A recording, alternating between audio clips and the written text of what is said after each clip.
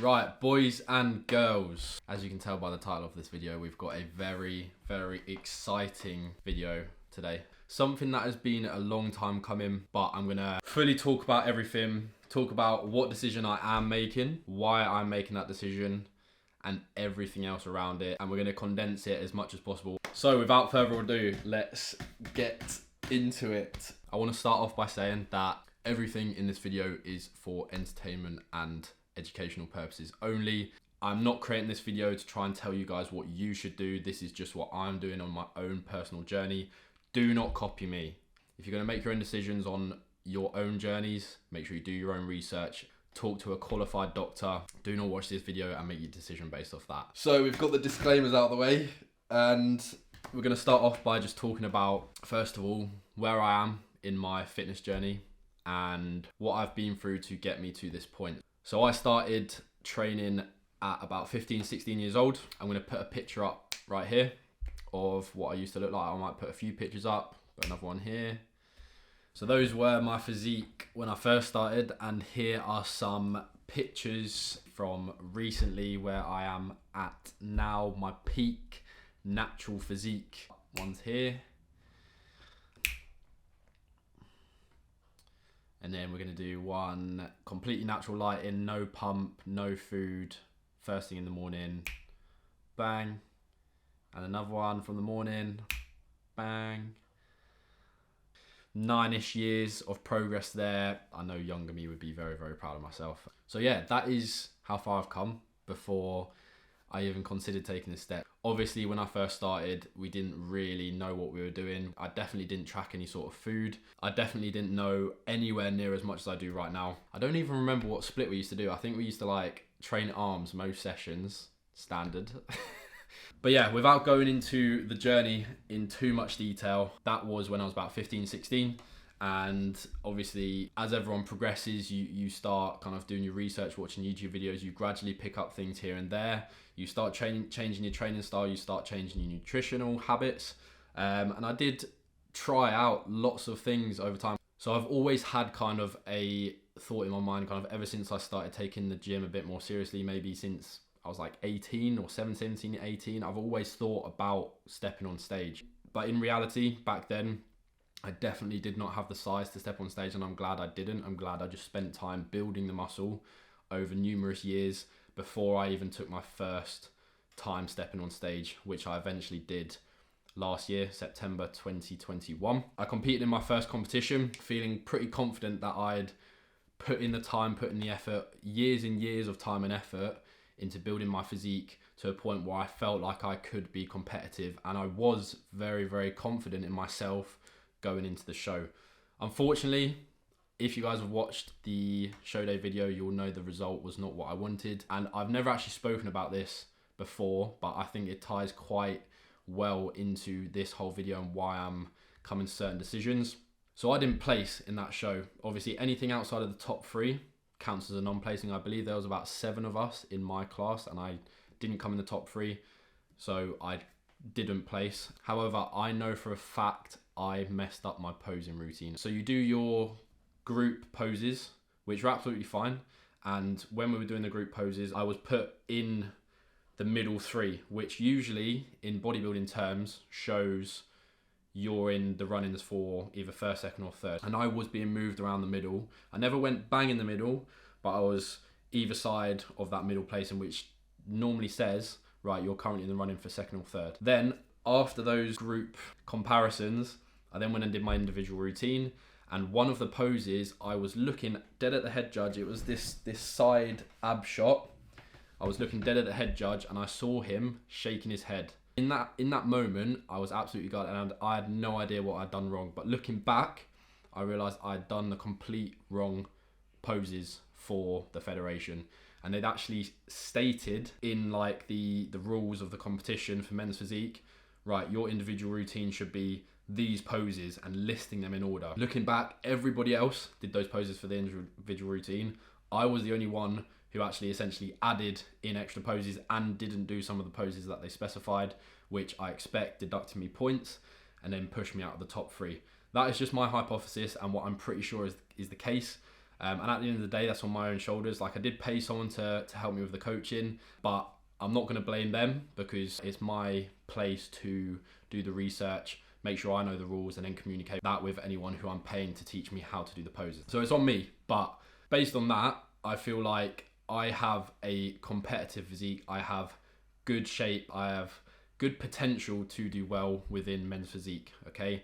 But in that specific instance, my posing definitely let me down from what I can tell. So after that competition, I then went into an off season, and I'd always had in the back of my head wanting to fully pursue the competing route, try and get that IFBB Pro card, which essentially, for those of you who don't really know much about bodybuilding, it's trying to become a professional bodybuilder, which is like a very high caliber. And then once you become a professional, you can compete in professional competitions, and if you win one of them, you qualify for the Mr. Olympia competition, which is like the most prestigious competition you can qualify for in bodybuilding, full stop. So obviously I've kind of always had that in my head, being a very competitive person, a very driven person. I always want to kind of go for the best and like be the best I can in something that I'm dedicating myself to, which in this instance is bodybuilding, and it has been that way for the past however many years. But the thing is with bodybuilding, in any of the categories really, when it kind of gets to that caliber in terms of like trying to turn professional,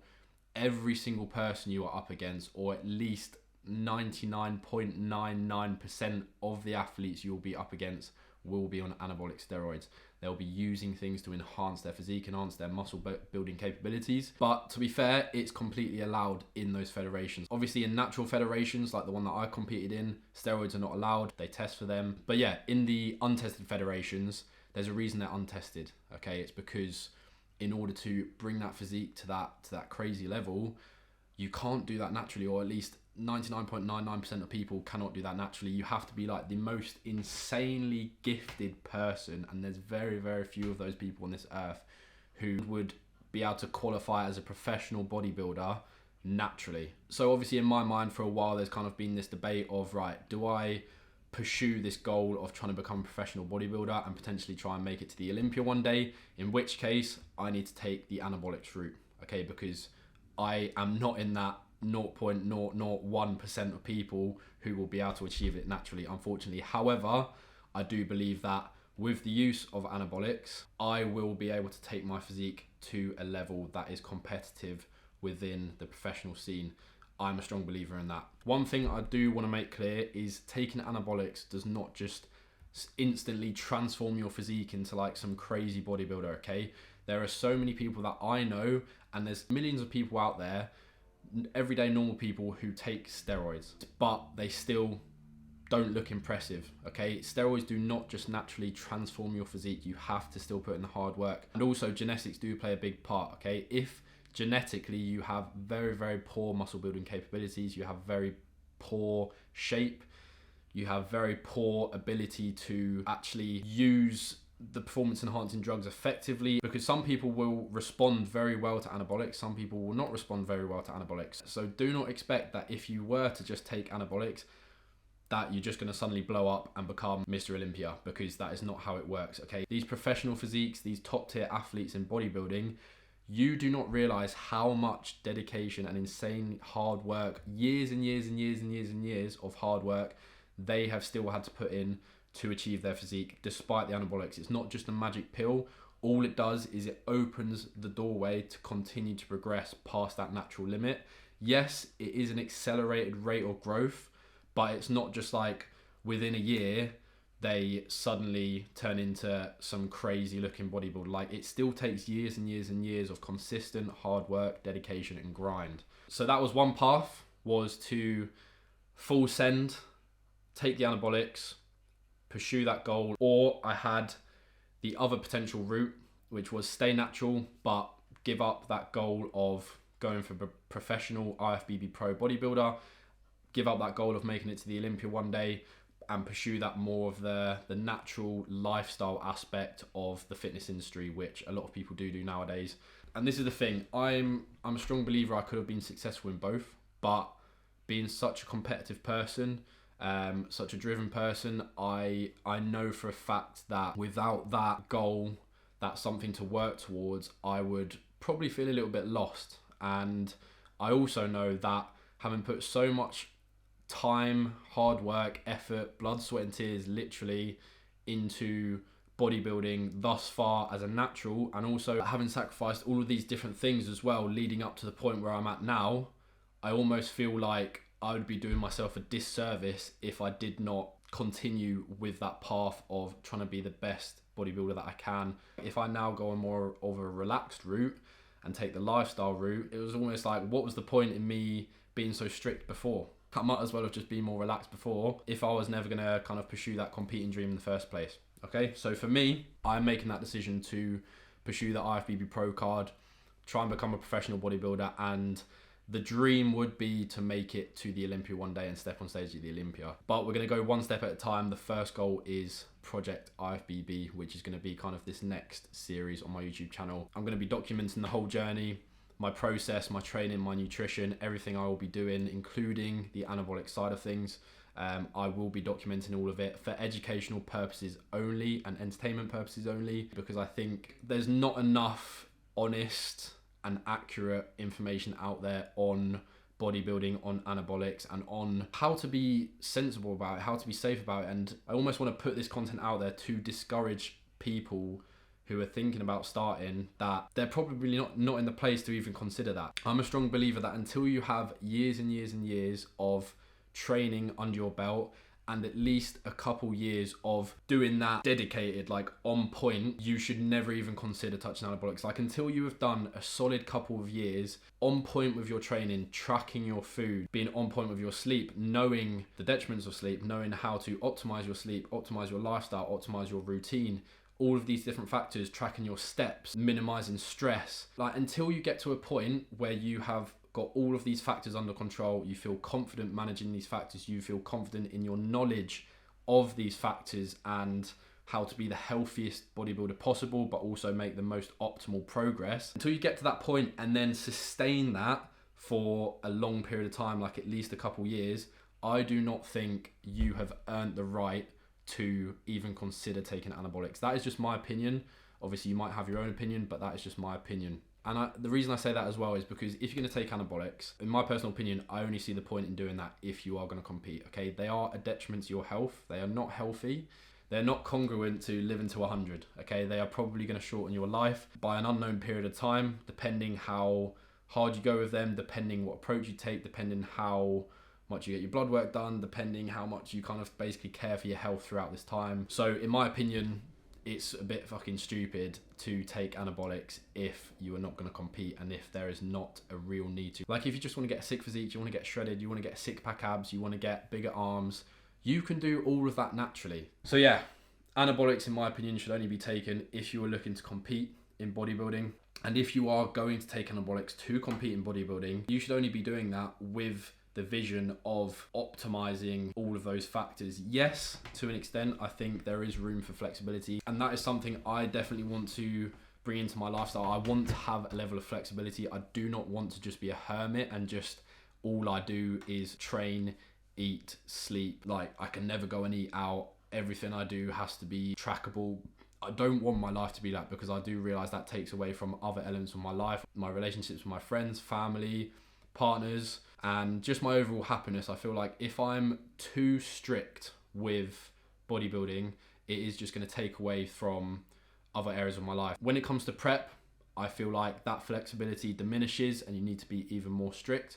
But for example, when it comes to something like off season, I myself am going to allow myself a little bit of flexibility here and there. But I will go into and kind of explain more about how I'm planning on being flexible within my bodybuilding career in another video. Having said that, I do think you need to be still very dedicated to the process, but also have previously been dedicated to the process for long enough to realize you are willing to continue that for a numerous amount of years, or however long it takes for you to achieve your goal, or for however long it takes for you to realize that that goal is not achievable and to stop taking the anabolics. For me, this period of taking anabolics has a fuse on it. It's not going to be a permanent thing. If it gets to a point where I start to realize I have brought my best possible physique and it's still not good enough to even achieve the pro card or achieve the next step up, which would be that Olympia qualification, then I'm just going to stop, because at the end of the day, at that point, it becomes not worth it. Like I will only continue this journey if I see progression, if I see potential to achieve those goals. Because for me, that slight trade-off in health is worth it to achieve those goals. And I think it will just be an incredible process to document the whole thing and bring you guys along on the journey. But yeah, that is it, guys. I will be going into detail of what my specific approach with the anabolics is going to be. But the answer to the question in the title of the video is I will not be staying natural. No, I am going to be taking the assisted route for the reasons that I've mentioned in this video. Once again, do not copy me, okay?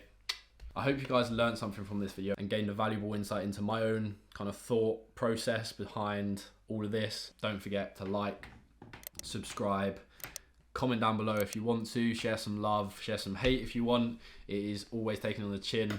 Any feedback is massively appreciated. If you haven't already, check out my blood work video because that's pretty interesting and informative. You'll learn something for sure from watching that.